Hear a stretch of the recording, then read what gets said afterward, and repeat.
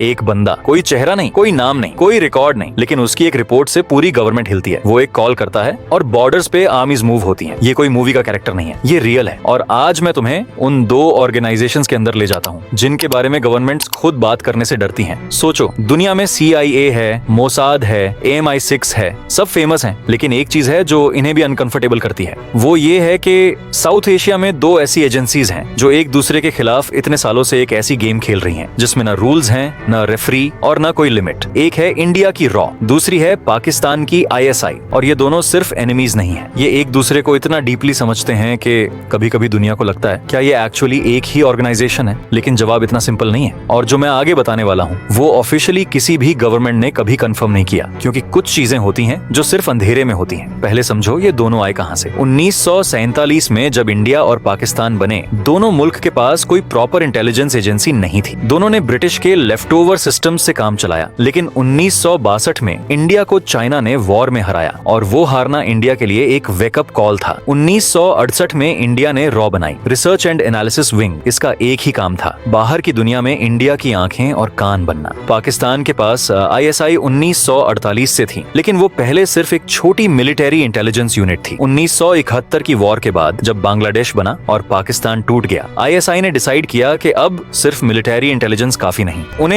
एक ऐसी फोर्स चाहिए थी जो पूरी दुनिया में काम कर सके। और तब शुरू हुआ वो ईरा जिसके बारे में आज बात हो रही है। यहाँ पहला बड़ा फर्क समझो, रॉ डायरेक्टली इंडिया के प्राइम मिनिस्टर को रिपोर्ट करती है, मतलब वो पॉलिटिकली थोड़ी ज्यादा कंट्रोलेबल है थियोरेटिकली। ISI पाकिस्तान की आर्मी को रिपोर्ट करती है, प्राइम मिनिस्टर को नहीं, सिविलियन गवर्नमेंट को नहीं, डायरेक्टली आर्मी को। ये एक लाइन का फर्क बहुत बड़ा है। इसका मतलब ये है कि पाकिस्तान में जब भी सिविलियन गवर्नमेंट और आर्मी के दरमियान टेंशन होती है, ISI आर्मी के साथ होती है हमेशा। रॉ के साथ ऐसा नहीं होता, वहाँ लीडरशिप चेंज होने पे एजेंसी का डायरेक्शन भी चेंज होता है। तो सिर्फ इस एक स्ट्रक्चरल फर्क की वजह से ISI पाकिस्तान के अंदर एक अलग ही तरह की पावर है जो रॉ के पास इंडिया के अंदर कभी नहीं रही। लेकिन ये तो सिर्फ शुरुआत है। अब आओ रियल गेम पे। 1971 इंडिया ने रॉ को पाकिस्तान के अंदर भेजा। मिशन एक था, बांग्लादेश मूवमेंट को सपोर्ट करना, ईस्ट पाकिस्तान के फ्रीडम फाइटर्स को ट्रेन करना, इंटेलिजेंस इकट्ठा करना। रॉ ने वो काम इतनी एफिशिएंसी से किया कि एक पूरा मुल्क ईस्ट पाकिस्तान कुछ ही महीनों में अलग हो गया और बांग्लादेश बना। ISI के लिए यह एक ऐसी हार थी जिसको वो आज तक भूली नहीं है। उसके बाद ISI ने अपना एक मशहूर जवाब दिया। 1980 के दशक में अफगानिस्तान में सोवियत यूनियन घुस गया। ISI ने CIA के साथ मिलकर अफगान मुजाहिदीन को ट्रेन किया, वेपन्स दिए, फंडिंग दी। ये ISI की जिंदगी की सबसे बड़ी ऑपरेशन थी, और यहाँ एक ऐसा नेटवर्क बना जो बाद में पूरी दुनिया की जियोपॉलिटिक्स को बदल देगा। लेकिन वो कहानी थोड़ी देर में आएगी। पहले एक और चीज, क्या तुम जानते हो कि दोनों एजेंसीज एक दूसरे के अंदर कितने घुस चुकी हैं? ये ऑफिशियली कभी नहीं बोला गया, लेकिन रिटायर्ड ऑफिसर्स ने बोथ साइड्स से बुक्स में, इंटरव्यूज में हिंट्स दिए हैं। ISI के एक रिटायर्ड ऑफिसर ने एक इंटरव्यू में कहा, हमारे पास रॉ के अंदर ऐसी जगहों पे लोग थे जहां से इंफॉर्मेशन आती थी जो सिर्फ 10 लोग जानते थे। रॉ के एक रिटायर्ड चीफ ने कहा, इंटेलिजेंस वॉर में कोई भी मुल्क 100% सिक्योर नहीं होता। हम जानते थे कि ISI हमारे अंदर है, वो जानते थे कि हम उनके अंदर हैं। ये गेम ऐसी है जिसमें दोनों पार्टीज जानती हैं कि दोनों खेल रहे हैं, लेकिन फिर भी खेलना बंद नहीं करते। ये सुन के लगता है कोई स्पाई थ्रिलर नॉवल का डायलॉग है, लेकिन ये रियल कॉन्वर्सेशंस है, real retired officers, real confessions. अब बात करते हैं ISI की एक्चुअल पावर की। जो तुम न्यूज में सुनते हो वो सिर्फ सरफेस है। ISI के पास ऑफिशियली पाकिस्तान की मिलिट्री के बाद सबसे ज्यादा रिसोर्सेज हैं, लेकिन अनऑफिशियली ISI की रीच पाकिस्तान के बाहर इतनी जगहों पे है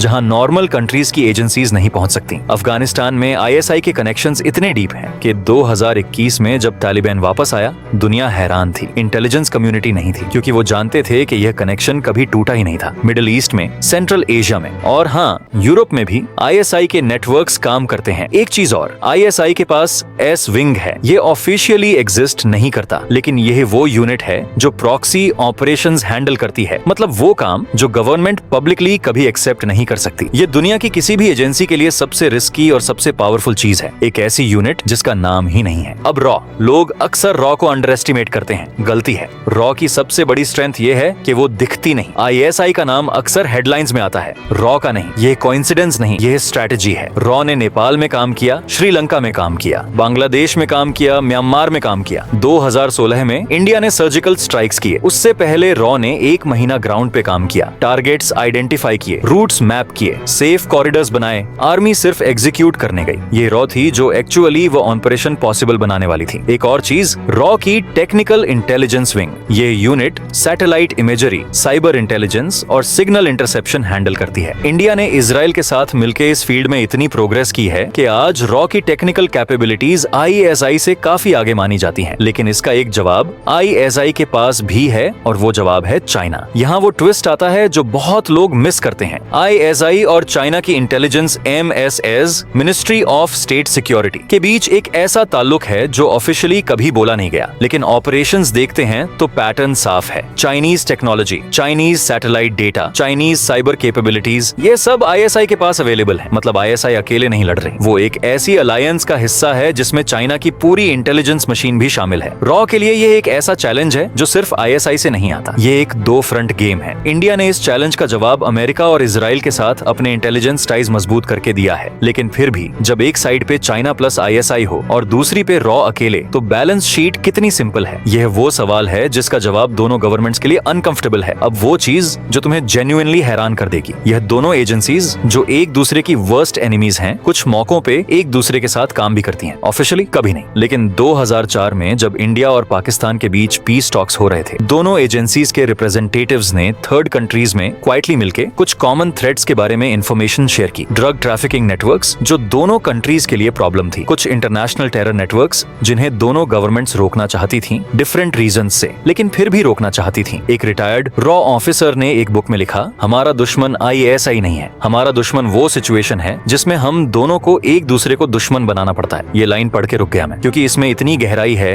कि एक बात समझ आती है, इन एजेंसीज के एक्चुअल ऑफिसर्स को पता है कि ये गेम कितनी फ्यूटाइल है, लेकिन गेम बंद नहीं होती, कभी नहीं होती। आज के दौर में दोनों एजेंसीज का सबसे बड़ा बैटलफील्ड कोई जमीन नहीं है, कोई बॉर्डर नहीं है, वो बैटलफील्ड है इंफॉर्मेशन। सोशल मीडिया पे फेक नैरेटिव्स, न्यूज चैनल्स पे प्लांटेड स्टोरीज, यूट्यूब पे केयरफुली क्राफ्टेड कंटेंट, ये सब एक केयरफुली प्लान्ड इंफॉर्मेशन वॉर का हिस्सा है। दोनों साइड्स ये काम करती हैं। ISI ने 2019 में एक कोऑर्डिनेटेड नेटवर्क चलाया जिसमें fake social media accounts, fake news websites, fake NGOs सब एक ही ऑपरेशन के हिस्से थे। फेसबुक ने ऑफिशियली इसे डिसरप्ट किया और ISI से पब्लिकली लिंक किया। रॉ के खिलाफ भी पाकिस्तान ने सिमिलर क्लेम्स किए हैं और ऑनेस्टली दोनों क्लेम्स में कुछ न कुछ सच है, क्योंकि ये अब वो वॉर है जो बुलेट्स पन से नहीं, नैरेटिव साथ से लड़ी जाती है। और इस वॉर में कोई भी इनोसेंट सिविलियन सेफ नहीं है। वो यूट्यूब वीडियो जो तुम देख रहे हो, वो न्यूज आर्टिकल जो तुम पढ़ रहे हो, वो वायरल पोस्ट जो तुमने आज शेयर किया, कोई भी किसी के ऑपरेशन का हिस्सा हो सकता है। ये स्केरी लगता है, लेकिन ये रियलिटी है। तो सवाल वही है जहां से शुरुआत की, रॉ या ISI कौन ज्यादा पावरफुल है? सीधा जवाब देना होगा। बजट के हिसाब से रॉ ज्यादा फंडेड है, टेक्नोलॉजी के हिसाब से रॉ आगे है, ग्लोबल रीच के हिसाब से ISI के कनेक्शंस वाइडर हैं, स्पेशली नॉन स्टेट एक्टर्स में। डोमेस्टिक पावर के हिसाब से ISI का अपने खुद के मुल्क के अंदर ज्यादा कंट्रोल है। लेकिन ये नंबर्स और कंपैरिजंस एक चीज मिस करते हैं। पावर का असली पैमाना ये है कि